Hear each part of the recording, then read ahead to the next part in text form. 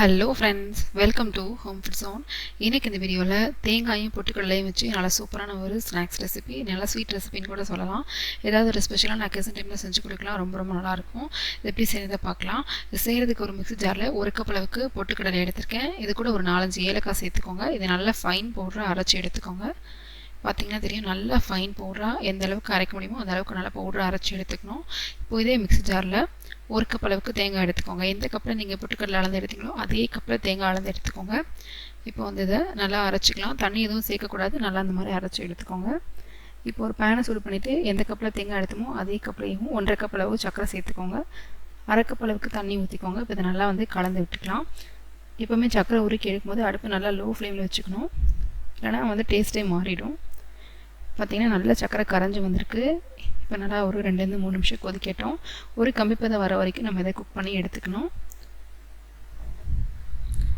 நல்ல ஒரு கம்பிப்பதம் வந்ததும் நம்ம அரைச்ச பொட்டுக்கடலை மிக்ஸையும் தேங்காய் மிக்ஸையும் இதில் சேர்த்துக்கலாம். இப்போ பார்த்திங்கன்னா தெரியும், நல்லா ஒரு கம்பிப்பதம் வந்திருக்கு. அடுப்பு நல்லா லோ ஃப்ளேம்லேயே இருக்கட்டும். இதை முதல்ல நம்ம அரைச்சி எடுத்த தேங்காவை சேர்த்துக்கலாம். தேங்காய் சேர்த்துட்டு நல்லா கலந்து விட்டுக்கோங்க. தேங்காய் நல்லா கட்டி இல்லாமல் இந்த சக்கரை பாகோடு சேர்த்து நல்லா மிக்ஸ் பண்ணி எடுத்ததுக்கப்புறமா நம்ம அரைச்சி வச்சுருக்கிற அந்த பொட்டுக்கடலை மாவு இதில் சேர்த்துக்கணும். பொட்டுக்கடலை மாவு சேர்க்கும்போது ஒரேடியாக அரைச்சி மாவு ஃபுல்லாக சேர்த்துறாமல் ஒரு 3 தடவை இல்லை 4 தடவை அந்த மாதிரி பிரித்து சேர்த்துக்கோங்க. கொஞ்சம் கொஞ்சமாக சேர்த்து நல்லா மிக்ஸ் பண்ணிட்டீங்கன்னா உங்களுக்கு கட்டி பிடிக்காமல் இருக்கும். மொத்தமாக ஒரே நேரத்தில் சேர்த்துக்கிட்டிங்கன்னா நீங்கள் மிக்ஸ் பண்ணுறதுக்குள்ளே கட்டி ஆகிடும். அதனால் கொஞ்சம் கொஞ்சமாக சேர்த்துக்கோங்க. இப்போ பார்த்திங்கன்னா தேங்காய் நல்லா கலந்துட்டு ஓரளவு நல்லா கொதிச்சிட்ருக்கு. இந்த ஸ்டேஜில் பொட்டுக்கடலை மாவு நான் ஒரு தடவை சேர்த்துருக்குறேன். இதை நல்லா வந்து இந்த தேங்காய் மிக்ஸோடு சேர்த்து கலந்துக்கலாம். இப்போ இன்னொரு பேட்சை நான் 2வது தடவை சேர்க்குறேன். திரும்பவும் நல்லா கலந்து விட்டுக்கோங்க. கரண்டி வச்சு மிக்ஸ் பண்ண கஷ்டமாக இருந்தால் இந்த மாதிரி விஸ்க் வச்சு மிக்ஸ் பண்ணிக்கிட்டிங்கன்னா உங்களுக்கு ஈஸியாக மிக்ஸ் ஆகும். அடுப்பை நல்லா லோ ஃப்ளேம்லேயே வச்சுக்கோங்க. இப்போ நல்லா கலந்தாச்சு. இப்போ மீதி இருக்கிற மாவையும் போட்டு நல்லா இதோடு சேர்த்து மிக்ஸ் பண்ணி விட்டுக்கலாம். நல்லா கட்டி இல்லாமல் இந்த மாதிரி நல்லா மிக்ஸ் பண்ணி எடுத்துக்கோங்க. எல்லா பொட்டுக்கடலை மாவையும் இந்த மாதிரி மிக்ஸ் பண்ணி எடுத்ததுக்கப்புறமா இது கூட ஒரு 2 டேபிள் ஸ்பூன் அளவுக்கு மட்டும் நெய் சேர்த்துக்கோங்க. நெய் சேர்த்து இதோடு சேர்த்து நல்லா கலந்துக்கோங்க.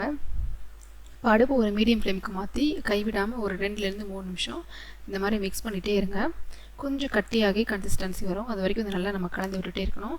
அதிகமாக நெய் சேர்க்கணும் தேவையில்லை. 1 டேபிள் ஸ்பூன் இல்லை 2 டேபிள் ஸ்பூன் அவ்வளோ சேர்த்தாலே போதும். மற்ற ஸ்வீட்லாம் சேர்க்குற மாதிரி ரொம்ப நெய் சேர்த்து பண்ணணும் தேவையில்லை.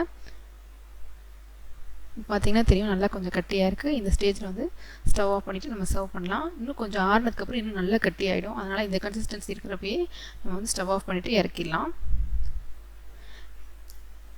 ஓரளவு வெதுன்னு இருக்கிறப்ப நீங்கள் சர்வ் பண்ணலாம், ரொம்ப நல்லாயிருக்கும். கிட்ஸ் கூட ரொம்ப பிடிக்கும். வெறும் தேங்காயும் பொட்டுக்கடலையும் வச்சு நல்ல சூப்பரான ஒரு ஸ்வீட் ரெசிபி. இது நீங்கள் இலையில சர்வ் பண்ணிவிட்டு மேலே உங்களுக்கு பிடிச்ச நட்ஸை நீங்கள் தூவி விடலாம். பெருசாக அந்த தேங்காய் வச்சு செய்கிற அல்வாலாம் நட்ஸு சேர்க்கணும் தேவையில்லை, அதனால் நான் சேர்க்கல. விருப்பப்பட்டீங்கன்னா நீங்கள் நட்ஸ் இதோடு சேர்த்து மிக்ஸ் பண்ணிக்கலாம். நான் வந்து மேலே கொஞ்சமாக கேஷ்யூ நட் மட்டும் கட் பண்ணி தூவி விட்டுருக்கேன். இதே மாதிரி வந்து கண்டிப்பாக நீங்களும் செஞ்சு பாருங்கள். இந்த ரெசிபி உங்களுக்கு பிடிச்சிருந்ததுன்னா லைக் பண்ணுங்கள், ஷேர் பண்ணுங்கள், கமெண்ட் பண்ணுங்கள். கண்டிப்பாக ஹோம் ஃபுட் ஜோனுக்கு சப்ஸ்கிரைப் பண்ண மறக்காதீங்க. நாளைக்கு இதே மாதிரி ஒரு நல்ல ரெசிபியோட உங்களை வந்து மீட் பண்ணுறேன். இது வரைக்கும் பாய்.